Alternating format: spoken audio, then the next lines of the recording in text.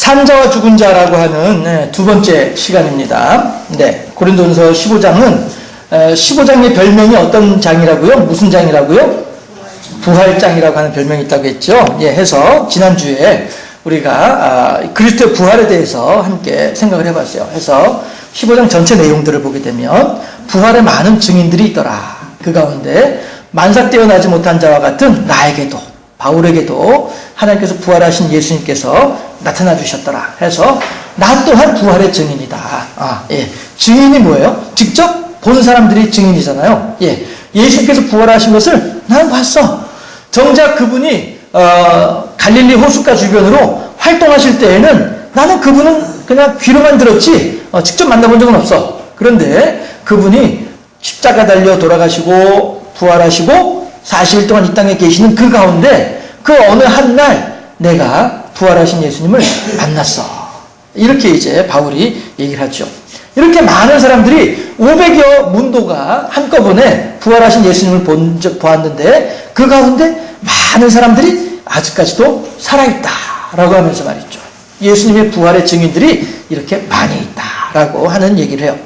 그래서 지난주에 이제 제가 그런 말씀 드린 적이 있어요. 사본. 예. 고고학적으로, 한 가지 책자가 발견이 되면 그 책자 하나만 가지고 이야기를 하지 않아요.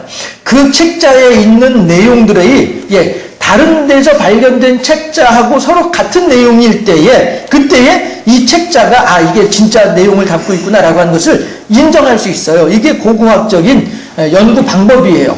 예. 그런데 성경은 어디에서 발견되는 어떠한 사본이라 할지라도 똑같은 내용들을 이야기를 하고 있어요. 네. 이런 걸 볼 때에도 성경은 확실한 내용이구나, 절대 거짓이 아니로구나 하는 것을 알 수 있다라고 하는 것이죠. 그래서 예수님의 부활의 증인들, 예수님의 그들을 통해서 예수님께서 부활하신 것은 사실이구나 하는 것을 알게 된다는 것이죠.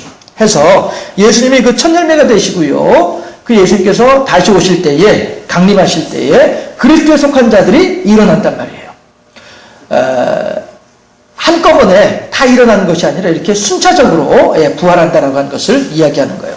해서 예수님께서 다시 오실 때에 철장 권세와 나팔 소리와 함께 온 나라 사람들이 다 보는 자리에서 공개적으로 재림하시는 때가 온단 말씀이죠.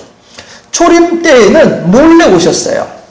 해서 몇몇 사람들만 초림하신 것을 알고 있었어요.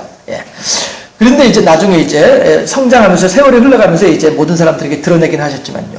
그런데 예수께서 다시 오실 때에는 몰래 오지 않는다는 거예요.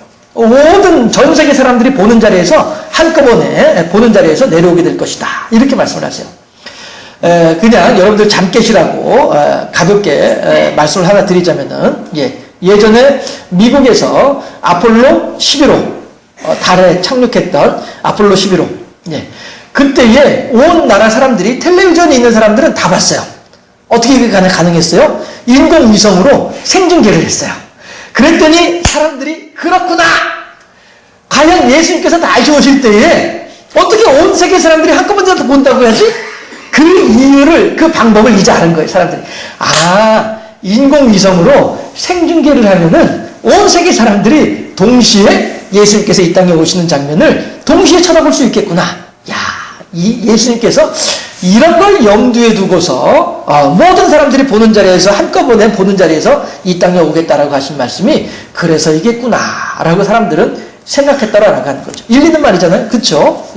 인공위성을 통해서 예수님이 다시 오신 장면을 생중계하는 거예요. 촤. 그러면은 전 세계 사람들이 다 이제 쳐다보고 있겠죠. 텔레비전만 보고 있겠죠. 그리고 이제 아마도 모르긴 몰라도 이제 예루살렘에 예수님께서 내려오신다면은 예루살렘 사람들은 이제 그 리얼한 현장을 쳐다보는 거겠고요. 예루살렘하고는 정반대에 서 있는 우리들은 이제 텔레비전 보면서 보게 되겠죠. 그런데 그건 이제 사람들의 생각이고, 하나님은 어떤 방법으로 모든 사람들이 보도록 이 땅에 오실런지는 그건 이제 하나님의 방법이 있겠죠. 어쨌든 이렇게 예수님께서 다시 오실 때 그리스도에 속한 자들이 다시 일어나게 돼요. 어떤 권사님이든가 하는 분이 고민을 하셨대요. 나 죽으면 화장하지 마. 왜요? 왜 고민을 하셨겠어요? 왜 화장하지 말라고 하셨겠어요? 주님 다시 오실 때 주님이 내 뼈가루를 못 찾으면 어떡해? 화장하지 마. 그럴 일은 없죠. 이미 뼈가루가 다 산산조각이 돼서 흙이 되었다 할지라도 하나님께서는 당신의 희한하신 능력으로 모든 이들을 다 불러 세우실 줄로 믿습니다. 사실 그런 능력이 없다고 한다면 2000년 전에 죽은 사람들, 그들은 비록 화장을 안 했다 할지라도, 땅에 매장했다 할지라도 다 이미 그냥 흙과 섞여가지고 이쪽, 그러니까 뭐 해골 있던 부분의 흙은 저쪽이 이제 갑돌이네로 가버리고, 이쪽 정강 이쪽에 있던 흙은 저쪽에 영철이네 집으로 가버리고 다 흩어져 버렸는데 뭐. 그러나 하나님의 희한하신 능력이 반드시 당신의 백성들을 다 불러 모아서 예수님 다시 오실 때에 그리스도에 속한 자들이 무덤에서 일어나도록 하나님께서 해주실 줄로 믿습니다. 이것이 우리들의 부활에 대한 신앙 고백이고 하나님의 능력에 대한 신앙 고백이다라고 하는 거죠. 이러한 하나님에 대한 능력을 믿지 못하면 우리들은 부활도 믿지 못하는 거죠.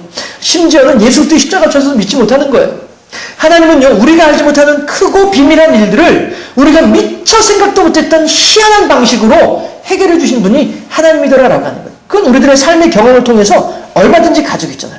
야, 대체 그 일이 그렇게 해결이 됐어? 야, 희한한 일이네. 이런 거죠. 중학교 다닐 때 우리 친구 하나가 동네 불량배들한테 밉보였어요. 그래가지고 막 걱정을 그냥 보통 걱정을 하는 게 아니에요. 막 이제 뭐라고까지 하냐면은 그 우리 친구의 부모님들을 두고 협박할 정도로 막 그렇게 그 동네 선배들이 얘한테 막 그렇게 위협을 했었어요. 그래서 저한테 아주 고민을 하는 거예요. 근데 뭐 전들 무슨 힘이 있어요? 내가 무슨 힘이 있어서 큰일 났다. 어떻게 하면 좋으냐 이랬었는데 희한한 방법. 어떤 일이 생긴 줄 아세요? 전두환이 삼천교육대 만들어 놓고서 다 가져가 버렸어. 그런 일들도 있었어요. 그래서 어쨌든 희한한 방법을 그렇게 우리들은 얼마든지 찾을 수 있다 하는 것이죠. 또 하나 희한한 방법 말씀드릴까요? 제가 국민학교 2학년 때였던 것 같아요. 2학년 때였던 것 같아요. 소풍을 가야 되는데 저 이제 소풍을 안 가려고 포기를 했어요. 왜냐하면 김밥 살 집에 형편이 안 돼가지고 소풍을 포기를 했어요. 그랬는데 옆집에 이제 아주머니가 500원짜리 종이돈 지폐를 어머니한테 갖다 주시는 걸 제가 방에서 소리를 들었어요. 오늘 소풍 가잖아. 이거 가지고 뭐 과자라도 사서 들려보내. 이런 소리를 제가 들었어요. 그래가지고 구멍가게에 가가지고 이제 500원 가지고서 과자 몇 개. 그 다음에 여러분들 혹시 그 기억나세요? 밤맛빵 혹시 밤빵 기억나세요?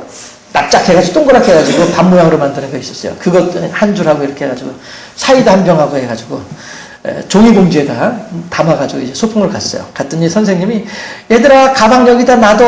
모아두라 이거야. 소풍 가방 다 모아두라 이거야. 그래서 저도 이제 거기다 종이 봉지를 거기다 모아두고서 이제 가서 이제 신나게 놀았죠. 놀면서 점심 먹어라. 이래가지고 가보니까 봉지가 없어졌어. 다른 애들 가방은 다 있는데 종이 봉지가 없어졌어요. 그래가지고 어떻게 하면 좋지 하고 있는데 선생님이 이제 제가 쭈뼛하게 서 있으니까 왜 그래? 얘기했죠. 아니 왜 봉지 없어졌다 그랬더니 그럼 이리 와 나랑 같이 먹어. 근데 그때만 하더라도 엄마도 치맛바람이 보통이 아니었잖아요. 그렇죠? 소풍 가면은 막 바리바리 싸들어오거든. 아이고 더 잘 먹었어. 선생님과 같이 앉아가지고. 희한한 방법이에요. 하나님이 하시는 희한한 방법. 그래가지고 저는 500원어치 과자 잃어버리고서 더 잘 먹었어요. 하나님께서 그렇게 희한한 방법을 들어서 우리들을 지금까지 인도해 주셨잖아요. 우리가 뭐 일일이 다 저처럼 이렇게 마이크를 붙잡고 있으면은 간증할 일이 있겠지만 뭐 아무튼 저는 여러분들도 저 못지않게 다양한 경험들, 기가 막힌 사연들 가지고 계시면서 그때마다 구비마다 하나님의 희한한 방법으로 돌봐주시는 기적들을 경험하신 줄로 믿습니다. 그렇게 하나님께서 우리들이 예수님께서 다시 오실 때에 하나님께서 그리스도에 속한 우리들을 하나님의 희한한 방법으로 부활시켜 주신다. 일으켜 세워 주신다.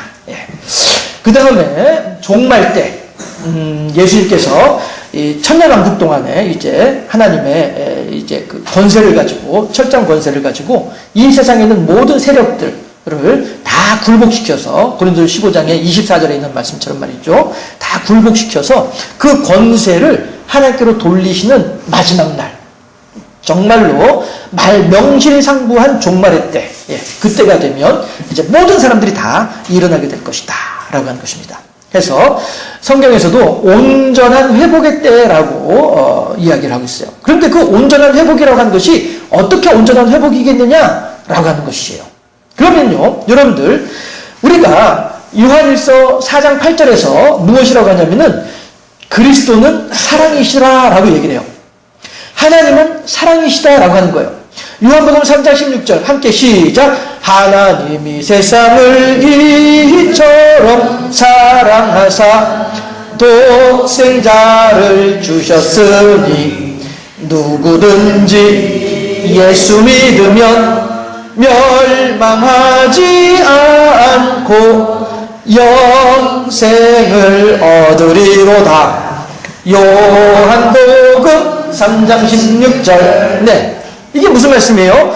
누구든지 예수 믿으면 멸망하지 않고 영생을 얻을 것이다 라고 하는 하나님의 약속이에요. 그런데 그 약속이 문제가 아니고요, 더 중요한 것은 그 앞에 있는 말씀이에요. 어떤 얘기예요? 하나님이 세상을 이처럼 사랑하사. 이게 더 중요한 거예요. 하나님이 세상을 이처럼 사랑하사 자기의 독생자를 죽이시고 우리들을 살리실 만큼 이 세상을 사랑하신 분이 하나님이시다는 말씀이에요. 그러면 자기의 독생자조차도 포기할 만큼 우리들을 사랑하시는 하나님이신데, 그 하나님이 사랑하시는 우리들이 지옥의 고통 속에서 벌벌 떨고 있는 모습을 과연 그냥 두고 보시겠냐 하는 거예요. 해서 제가 지난주에 여러분들 듣기 좋으라고 이런 말 얘기도 했죠. 귀에 들어오라고 이런 얘기도 했죠. 용병 죽겠지 요놈들아. 과연 하나님이 그러시겠냐 말이에요. 지옥의 고통 속에 있는 사람들을 향하여서 용병 죽겠지 요놈들아. 그러니까 내가 평상시 예수 잘 믿으라고 했잖아. 왜 예수 안 믿어서 이렇게 고통당하고 있어? 얘라 이 녀석들아, 쌤통이다. 과연 하나님이 그렇게 하시겠냐라고 하는 거예요. 이 세상을 그래도 사랑하신 하나님께서 당신의 아들조차도 포기하면서까지도 우리들을 구원해 주려고 했던 그 하나님께서 과연 그렇게 지옥의 고통 속에서 영원히 고통당하도록 그들을 내어버려 두겠느냐? 하나님의 사랑이라고 하는 측면에서 보았을 때에 하나님은 그렇게 하지 않으실 것 같더라라고 하는 거예요. 그들조차도 다 지옥의 고통에서 놓여나게 하셔서 하나님의 천국의 한쪽 귀퉁이에라도 자리 잡고 앉을 수 있도록 해주시지 않겠느냐. 온전한 회복의 때라고 하는 말이 그 의미를 가지고 있다고 하는 것이죠. 우리가 그것을 알 수 있는 또 하나 예수님의 비유의 말씀이 있습니다. 뭐냐 하면 포도원 품꾼의 비유예요. 아침에 9시에 나가서도 데리고 들어온 사람, 그 다음에 아침에 12시에, 오전 12시에도 가서 데리고 온 사람, 3시에도 데리고 온 사람, 오후 5시에도 데리고 온 사람, 6시가 돼가지고 하루 품삯을 계산하려고 하는데 아침에 9시에 와서 일한 사람도 오후 5시에 와서 일한 사람도 다 어떻게 해요? 한 데나리씩 주는 거예요. 그러니까 아침 9시부터 와가지고 일한 사람이 항의를 하죠. 주인이시여! 나는 말이야 아침 9시부터 와가지고 떼약 뱉어서 고생을 많이 했고 저 인간은 오후 5시에 와가지고 1시간만 일하고 나갔는데 어째서 저 인간하고 나하고 똑같이 값을 쳐서 주십니까? 라고 9시에 와서 일한 사람이 불평을 하니까 주인이 뭐라고요? 야, 어차피 내가 처음부터 너희들하고 약속한 것은 한 데나리온을 가지고 약속을 했잖아. 이 얘기를 하잖아요. 얼마만큼 많이 봉사를 했는지, 얼마만큼 많이 일을 했는지 이게 중요한 게 아니고 내가 너하고 했던 약속이 더 중요한 거야. 예수께서 그렇게 말씀하시잖아요. 그렇죠? 이것은 우리들에게 아주 중요한 단서예요. 종말의 때에 하나님께서 우리들에게 어떻게 상급을 주실지에 대한 중요한 단서예요. 이런 걸 생각해 보더라도 하나님께서는 이 온전한 회복의 때, 마지막 종말의 때에 예수님의 재림 때가 아니라 재림 이후에 이루어지는 종말의 때에 그때에 하나님께서는 지옥에 있는 모든 자들까지도 건져내셔서 천국으로 데려가시지 않겠느냐라고 하는 것을 우리가 생각해 볼 수 있겠다는 것이죠. 중요한 건 뭐예요? 하나님이 세상을 이처럼 사랑하셔요. 하나님의 사랑하심이 그렇게 하시지 않겠느냐라고 짐작을 하는 거죠. 그러면 그러면서 제가 지난주에 이런 말씀도 드렸어요. 그러면 목사님 우리가 뭐하러 이렇게 일찌감치부터 교회 다닐 필요가 뭐가 있습니까? 그냥 뭐 내 마음대로 세상 가운데 살다가 죽기 직전에 예수 믿습니다 하고 죽으면은 그럼 나도 천국 가는 거 아니오? 이렇게 생각할 수도 있어요. 그렇죠? 그러나 한 가지 중요한 게 있죠. 뭐냐 하면 누가복음 15장에서 두 아들의 비유. 이걸 우리가 잘 생각해 봐야 돼요. 했을 때에 첫째 아들은 아버지 집에 있으면서 열심히 밭을 갈면서 일을 했어요. 첫째 아들은요. 그런데 둘째 아들은 도리어 아버지의 재산을 미리 빼앗아 가지고 옆 동네 가가지고 허랑방탕하면서 놀았어요. 그리고 난 뒤에 둘째 아들이 다시 아이고 내가 이러다 굶어 죽겠다 생각을 하고서 아버지에게로 돌아오니까 아버지가 뭐라고 해요? 야 동네 사람들 다 불러라. 동네 잔치하자. 왜요? 내 둘째 아들이 나는 죽은 줄로 알았어. 내 마음에서 내 둘째 아들은 내 재산을 빼앗아 가지고 다른 동네로 도망갈 때에 이미 내 아들은 나에게 돌아오지 않을 줄로 나는 생각을 했었어. 그랬는데 나는 포기하고 있었던 내 아들인데 둘째 아들이 다시 이렇게 멀쩡하게 살아가지고 나한테 돌아오니까 나는 너무너무 기뻐. 이게 아버지의 마음이에요. 둘째 아들이 그동안에 했던 일들에 대해서는 신경도 안 써요. 그리고 다만 지금 현재 내 앞에 있다고 하는 여기에 주목하는 게 아버지의 마음이란 말이죠. 그래서 이 둘째 아들을 위해서 아버지가 온 동네 사람들을 불러가지고 잔치를 벌이고 있어요. 그런데 이걸 보면서 누가 심사가 틀어지냐면은 첫째 아들의 심사가 틀어져요. 첫째 아들이 집으로 들어오다가 집에서 잔치 소리가 일어나거든. 그러니까 들어오지 않고 종을 시켜서 가서 알아보라고 했어요. 야, 너 들어가서 알아봐봐. 그랬더니 종이 와서 하는 얘기가 아이고, 주인님, 어른께서 주인님의 동생분이 살아 돌아오셨다고 해서 그래서 동네 잔치를 벌이고 있네요. 이렇게 얘기를 했어요. 그랬더니 첫째 아들이 집에 안 들어가 버리고 말아요. 그냥 대문 앞에서 버티고 서 있는 거예요. 이 얘기를 듣고서 아버지가 쫓아나와요. 대문 밖으로. 쫓아나와가지고서는 아들아, 큰아들아, 왜 그러느냐? 한단 말이에요. 그랬더니 큰아들이 뭐라고 얘기를 하냐면요. 아버지, 대체 말이에요. 내가 그동안에 아버지 집에 있으면서 아버지를 위해서 얼마나 일을 많이 했는데 그렇게 수고하고 그렇게 애썼던 나한테는 하다못해 염소 새끼 한 마리도 주지 않고 그렇게 나를 일을 부려먹더니만서도 글쎄 내 동생 둘째 아들 저 녀석은 아버지한테서 유산 뺏어가지고 도망가가지고 그 많은 재산을 다 탕진하고 돌아온 놈인데 저놈을 위해서는 그래 동네 잔치를 벌이십니까? 서운합니다 아버지. 이게 첫째 아들이 하는 말이에요. 불만이에요. 그랬더니 아버지가 뭐라고 얘기를 하냐면은 야 너는 그동안에 나랑 같이 살면서 내 재산의 풍족함과 풍성함을 함께 누렸잖아. 그런데 둘째 아들은 밖에 나가가지고 내 재산 탕진하면서도 그 마음에 기쁨이 없었잖아. 요즘 우리들이 사용하는 말로 하면은 살아있어도 살아있는 게 아닌 듯한 그런 인생을 살았던 게 둘째 아들이란 말이에요. 그렇죠? 그렇지만 첫째 아들은 아버지 집에서 뼈 빠지게 고생을 했을지 몰라도 내가 이렇게 열심히 일을 해가지고 재산을 모아놓으면 이 재산이 다 누구 거예요? 내 거가 되잖아요. 아버지는 나이 많아 늙었고 이제부터 하는 일들은 다 내 거예요. 더군다나 둘째 아들도 나가가지고 죽은지 살았는지도 모르니까 지금부터 아버지의 재산, 아버지의 통장에 쌓여지는 다 동그라미들은 다 누구 거예요? 내 거예요. 그러니까 첫째 아들은 밭에 나가서 일을 하더라도 재미가 있는 거예요. 왜? 다시 말씀드릴게요. 아버지 곧 어떻게 되주고 나는 거 다 내 거니까. 이러니까 첫째 아들은 밭에 나가서 일을 하더라도 그거는 실은 아버지를 위해서 일한 게 아니라 누구 일한 거예요? 자기 일한 거예요. 그러니까 아버지의 집에서 일찌감치 열심히 일을 한 것은 결국에는 내 복을 쌓는 일이란 말이에요. 하지만 둘째 아들은 아버지를 떠나서 바깥에 나가 있으니까 거기서는 재산이 줄어들면 줄어들수록에 그 마음은 더욱더 아프지요. 어떻게 하면 좋아? 어저께는 100만 원 있었는데 지금은 90만 원밖에 없어. 이러면서 말이죠. 지금 이제 시집 가가지고 이제 애 낳고 잘 살고 있는 우리 조카인데요. 이 녀석이 6학년 때 밥을 먹으면서 한숨을 푹 쉬더래요. 그래가지고 우리 누나가 물어봤대요. 왜 그래? 그랬더니 밥이 점점 줄어들어. 무슨 말인지 이해가 안 되세요? 밥 먹으면서 한숨을 푹 쉬더래요. 그래가지고 왜 한숨을 쉬냐? 그랬더니 밥이 점점 줄어들어. 그러면서 걱정을 하더래요. 자, 작은 아들을 생각해 보세요. 통장을 보니까 놀면 놀수록 이게 통장의 동그라미가 점점 줄어들고 있단 말이에요. 이거는 그냥 우리 조카 아이가 한숨 푹 쉬는 거하고는 비교가 안 될 정도의 괴로움이고 고통이란 말이죠. 돈을 쓰면서 살면서도 즐거우면서도 즐겁지 못한 게 둘째 아들이에요. 그렇지만 돈을 모으면서 살면서도 즐겁고도 행복하고 즐겁고도 또 행복한 게 첫째 아들이에요. 어떻게 함으로써 큰 아들은 아버지 집에 있었고 작은 아들은 아버지 집에 떠나 있었으니까. 우리가 예수 믿는 거는 여기에 있는 거예요. 예수 안 믿으면서 예수 바깥에 있으면서 여러분들 살아왔던 시간들을 생각을 해보세요. 그리고 예수 믿으면서 예수 안에 있을 때 시간들을 생각을 해보세요. 야, 내가 말이야, 뭐, 이렇게 해도 천국 가고 저렇게 해도 천국 가는데, 뭐, 까짓거 뭐, 진짜 신나게 놀고서 마지막에 죽기 직전에, 꼴까닥 하기 직전에, 내가 예수 믿는다! 딱 하면 나 천국 가는 거야. 됐어. 마음대로 놀아.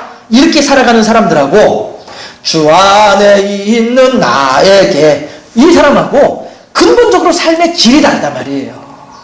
그러니까, 일찌감치 예수 믿는 게 뭐라고요? 복이란 말이에요. 왜? 내 재산 내가 지금 쌓아놓고 있는 거니까. 그렇죠? 해서 일찌감치 예수 믿는 것. 우리가 또 하나 예수 믿는 게 단지 죽어서 천국 가려고 믿는 게 아니잖아요. 이 안에서 하나님과 더불어 동행하는 가운데 하나님의 돌보심의 은혜를 경험을 하면서 하나님과 동행하는 자로서의 기쁨과 평안을 누리는, 이것은 세상 어디에서도 얻을 수 없는 거란 말씀이죠. 마음의 근심은 뼈를 녹이지만은요, 하나님의 사랑하시는 자들에게는 잠을 주신 분이 하나님이시다라고 하는 거죠. 우리들의 삶이 하나님과 더불어서 그렇게 온전한 회복의 때에 하나님과 더불어서 하나님의 능력을 더하는, 하나님께 영광 돌려드리는 그런 삶을 살아야 되겠다라고 하는 것이고요. 자, 이게 이제 지난주까지 복습이에요. 자, 그러면 이제 오늘은 산자와 죽은 자라고 했으니까 몸의 부활에 대한 내용들을 함께 살펴보기를 원합니다. 그리스도의 부활 때 이런 일이 생겨나요. 자, 그럼 이제 우리들 각자의 개인적인, 그리스도의 재림 때에 일어나는 큰 것 말고 이제 우리들 각자의 삶에 적용되는 내용들을 한번 살펴보자 하는 것이죠. 했을 때에 오늘 본문을 보게 되면은요, 함께 다시 한번 읽어보도록 하겠습니다. 우리들의 기억을 되살리기 위해서 42절부터 함께 오늘 보면 49절까지 한 번 더 제가 읽을게요. 여러분들은 한번 귀로 들어와 보세요. 들어봐 주시기 바랍니다. 제가 42절부터 49절까지 봉독해 올리겠습니다. 죽은 자의 부활도 그와 같으니 썩을 것으로 심고 썩지 아니할 것으로 다시 살아나며, 욕된 것으로 심고 영광스러운 것으로 다시 살아나며, 약한 것으로 심고 강한 것으로 다시 살아나며, 육의 몸으로 심고 신령한 몸으로 다시 살아나나니 육의 몸이 있은즉 또 영의 몸도 있느니라. 기록된 바 첫사람 아담은 생명이 되었던과 같이 마지막 아담은 살려주는 영이 되었나니, 그러나 먼저는 신령한 사람이 아니요 육의 사람이요 그 다음에 신령한 사람이니라. 첫사람은 땅에서 났으니 흙에 속한 자이거니와 둘째 사람은 하늘에서 나셨느니라. 무릇 흙에 속한 자들은 저 흙에 속한 자와 같고 무릇 하늘에 속한 자들은 저 하늘에 속한 이와 같으니 우리가 흙에 속한 자의 형상을 입은 것 같이 또한 하늘에 속한 이의 형상을 입으리라. 아멘. 자, 이게 무슨 얘기냐면요. 자, 함께 읽어보도록 할까요? 씨앗이, 시작. 씨앗이 열매가 되듯이. 이게 뭐예요? 42절부터 죽은 자의 부활도 그와 같으니 썩을 것으로 심고 썩지 않을 것으로 다시 살아나는 거예요. 씨앗을 심었더니 씨앗이 열매로 다시 살아나는 것처럼 하나님의 영적인 질서에서도 우리들의 썩을 것을 심어요. 왜 썩을 것이에요? 우리들의 몸은 탄수화물이에요. 그렇죠? 우리가 지금 숨을 쉬고 있지만은 이 숨 쉬는 거 딱 끊어지고 나면은요, 이 것들은 다 이제 어른들 표현하려면은 뚫뚫 말아서 그냥 갖다 버리면 되는 거예요. 쓰레기 치우듯이 치우면 되는, 이게 제가 하는 말이 아니라 어른들 하시는 말씀이에요. 그냥 뚫뚫 말아서 그냥 쓰레기 갖다 버리면 되는 거예요. 그렇게 끝나버리는 게 우리들의 몸이에요. 우리가 지금은 살아있고, 여기 지금 혈관을 따라서 피가 흐르고 있고, 체온이 유지가 되고, 뭐, 피부 속에, 세포 속에 수분이 막 진행되고, 공급되고 하니까, 우리들 막 이제 뭐 바르고, 막 붙이고, 막 이렇게 하지만은요, 찢어서 꿰내기도 하고, 성형수술 하기도 하고, 하지만은, 이것들, 우리들의 심장 멈추면은요, 우리들의 폐가 작동이 멈추게 되면 아무것도 안 하게 되는 거예요. 사람의 뇌가 산소 공급이 그치고 나서 3초만 되면 벌써부터 상하기 시작해요. 사람의 뇌는. 금방 상하는 게 사람의 뇌예요. 사람의 내장 있죠, 내장도 사람의 이 피의 순환이, 혈액순환이 그쳐지자마자 곧바로 썩어지기 시작하는 것이 내장이에요. 왜냐하면 내장 속에 각종 박테리아, 세균들이 엄청나게 많이 살고 있거든요. 이 세균들이 지금은 혈관을 따라서 피가 움직이고 이렇게 신경세포가 살아있다 보니까 지금은 제멋대로 못하고 있지만은 혈액순환이 그치면서 세포 활동이 멈춰지게 되면요, 우리들의 몸에 위장 속에 붙어있는 그 균들이, 세균들이 막 갑자기 막 활동을 시작하면서 내장이 먼저 부패, 썩기 시작을 해요. 그렇게 하면 이제 그 안에 형성되는 이 위장 속에 이제 열이 생겨나거든요. 썩으면서, 이게 자연의 이치거든요. 유기물이 썩게 되면 썩으면서 열이 나요. 예. 그럼 그 열이 어디로 나오냐면 이제 콧구멍으로 나오죠. 귓구멍으로 나오고 눈으로 나오고 이렇게 나오는 거예요. 항문으로도 나오고. 이게 사람이 썩어가는 과정이에요. 별거 아니란 말이에요. 썩을 몸이에요. 우리들의 몸은 썩을 몸이에요. 그런데 썩을 몸으로 심으면서 어떻게 해요? 썩지 아니할 것으로 다시 살아난다는 거예요. 여러분들, 흙에다가 씨앗을 심었어요. 그런데 그 씨앗이, 작년 가을에 거둔 거예요. 물 하나 주지 않았어요. 거기다가 뭐 물 한번 뿌려본 적 없고요. 아무것도 건드린 거 하나도 없어요. 완전히 죽은 것과 방불한 씨앗이에요. 그럼에도 불구하고 그것이 땅 속에 심어 놓으니까 이것이 열매로 맺혀지는 거예요. 썩을 것으로 심고 썩지 아니할 것으로 온전한 열매로 나타나진다라고 하는 얘기가 그래서 나오는 거예요. 그러면 마찬가지로 자, 이번에는 씨앗의 모양과 열매의 모양이 달라요. 우리들이 지금은 이 몸을 가지고 있지만 이 몸이 부활할 때에는 하나님의 설계해 놓으신 온전한 몸으로 다시 변화되어질 줄로 믿습니다. 지금 여러분들은요, 오전에도 생각했던 것처럼 사람의 일생이라고 하는 것이 있잖아요. 그렇죠? 사람의 일생이라고 하는 것이 있어서 그 일생을 따라서 우리들의 몸도 바뀌어요. 여러분, 제가 지금은 이제 비록 이렇게 베들레헴이 이렇지만은요, 해서 항상 이제 계절 바뀔 때마다 저는 사실 일종의 공포감을 느낍니다. 지난 계절에 입었던 것이 이번 계절에 안 맞으면 어떻게 하나. 이게 사람의 몸의 한계예요. 하지만 저도 한때는 어느 계절이든 상관없이 그냥 척척 갖다 입으면 맞던 그런 때도 있었답니다. 믿거나 말거나. 그럼에도 불구하고 이렇게 사람의 몸은 바뀌게 돼 있고 변하게 돼 있잖아요. 그렇죠? 전에도 말씀드렸다시피 제가 고등학교 다닐 때 장애인 교회를 다녔다고 했었죠.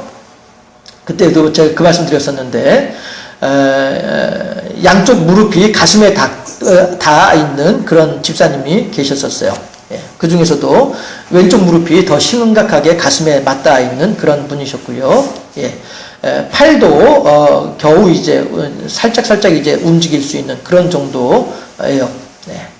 그런 분이 제 옆에서 직접 들었어요. 목사님과 같이 앉아서 이런저런 얘기를 하면서 뭐라고 하냐면, 목사님, 저도 부활할 때에는 남들처럼 걸어 다닐 수 있겠죠? 이러시더라고요. 그것이 그 장애를 입고 평생을 사셔야 되는 분들에게 있어서는 그 부활체에 대한 소망이 대단하세요. 그렇더라고요. 그런가 하면 이제 그보다 이제 좀 이제 형편이 이제 좀 여유 있는 그런 분들은 이제 뭐라고 말씀하시면, 우리가 부활을 할 때는 우리들의 일생을 통하여서 가장 아름다운 순간에 그 모습으로 부활할 것이다. 이렇게 또 생각하는 분들도 계시기도 하더라고요. 어쨌든 알 수는 없어요. 어떤 모습으로 나타날지 알 수는 없어요. 하지만은 오늘 본문에 있는 것처럼 씨앗의 모양하고 열매 모양이 다른 것처럼, 그렇죠? 우리들이 부활할 때에도 하나님의 희한한 능력으로 지금 우리들이 가지고 있는 이런 몸과는 전혀 다른 그러한 몸으로 다시 부활하게 될 거예요. 이 또한 우리들에게 주신 하나님의 소망이에요. 하나님의 약속이에요. 어느 누구도 부활체를 목격한 사람은 아무도 없어요. 하지만 지금까지 나를 살펴주시고 지금까지 나에게 기적을 베풀어 주셨던 하나님의 그 희한한 능력을 생각을 해볼 때에 앞으로 그러한 일들도 있을 수 있지. 얼마든지 있을 수 있지. 하나님께서 약속하신 거니까, 하나님께서 말씀하신 거니까 얼마든지 있을 수 있지. 우리들은 이것에 대해서도 수긍하고 인정할 수 있다는 것이죠. 그랬을 때에 어느 만큼 달라지느냐 하면 따라하도록 합시다. 시작. 육의 몸이 신령한 몸으로, 육의 몸이 신령한 몸으로 바뀌도록 그렇게 하나님께서 해주신다는 거예요. 이거는 신령한 몸? 대체 어떻게 신령한 몸일까? 우리들은 알 수는 없어요. 그렇지만 한 가지, 우리가 오늘 아침에 레위기 19장에 있는 말씀처럼 말이죠. 내가 거룩하니 너희도 거룩하라 라고 하신 하나님의 명령을 따라서 우리들의 신령한 몸의 모습이 어떠한지는 충분히 짐작할 수 있죠. 그건 어떤 내용이에요? 우리가 거룩한 몸으로 바뀔 거예요. 거룩이라고 하는 말이 뭐예요? 하나님과 같이 구별된 삶을 살아가는 삶이, 이게 거룩이잖아요. 죄와는 상관없이 모든 죄의 유혹 가운데에서 죄의 유혹을 물리치고 오직 여호와 제1주의 아름다운 신앙의 사람으로 세워지는 이러한 몸이, 이게 신령한 몸이라고 우리들은 짐작할 수 있다고 하는 것이에요. 다시 말씀드려요. 우리들 가운데 어느 누구도 신령한 몸을 본 사람은 없어요. 해서 이것이 신령한 몸이다라고 단정지어서 말할 수 있는 사람은 없어요. 그렇지만 성경에 있는 내용들을 우리가 종합적으로 살펴보게 될 때에 과연 예수님께서 하나님께서 말씀하신 신령한 몸이라고 하는 것은 이런 몸이 아니겠느냐 얼마나 짐작할 수 있죠. 우리들이 지금 연약한 육신을 가지고 있는 이렇게 썩을 것으로 장차 썩어질 것을 입고 있는 불완전한 우리들은 현재 너무나도 쉽게 죄의 유혹 가운데 넘어지고 있어요. 너무나도 쉽게 죄의 가운데 빠져들고 있어요. 우리들이 지금은 이 자리에 이렇게 앉아가지고 그래요 하면서 하나님 그래요 하면서 고개도 끄덕끄덕하고 메모도 하면서 때로는 졸기도 하면서 그렇게 예배를 드리고 있는 지금 이 순간에 우리들은 하나님을 믿는 사람이에요. 하지만 우리들이 예배당을 나서자마자 곧바로 저 바깥으로 나갔을 때에 무슨 일을 어떻게 만났는지 우리들은 알지 못해요. 그렇게 우리들은 연약한 존재들이에요. 그럼에도 불구하고 하나님께서 우리들한테 뭘 요구하시느냐면은 내가 거룩하니 너희도 거룩하라라고 우리들에게 거룩을 요구하고 계세요. 그렇단다면 마지막 종말의 때에 하나님께서 예수님께서 온전하게 온 세계를 온전하게 회복하시는 그때에 우리들이 가지게 될 신령한 몸이라고 하는 것은 맞다 그렇구나 모든 죄의 유혹과 권세로부터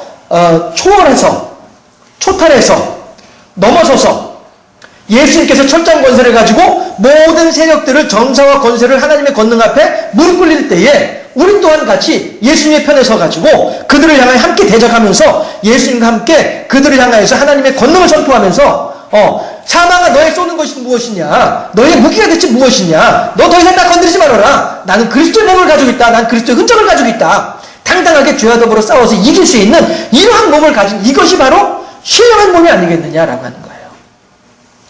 우리들의 썩어질 수밖에 없는 육의 몸이 마지막 종말의 때에 예수 그리스도께서 모든 것을 온전하게 회복시키는 그때에 우리들의 몸이 신령한 몸으로 바뀔 것이다.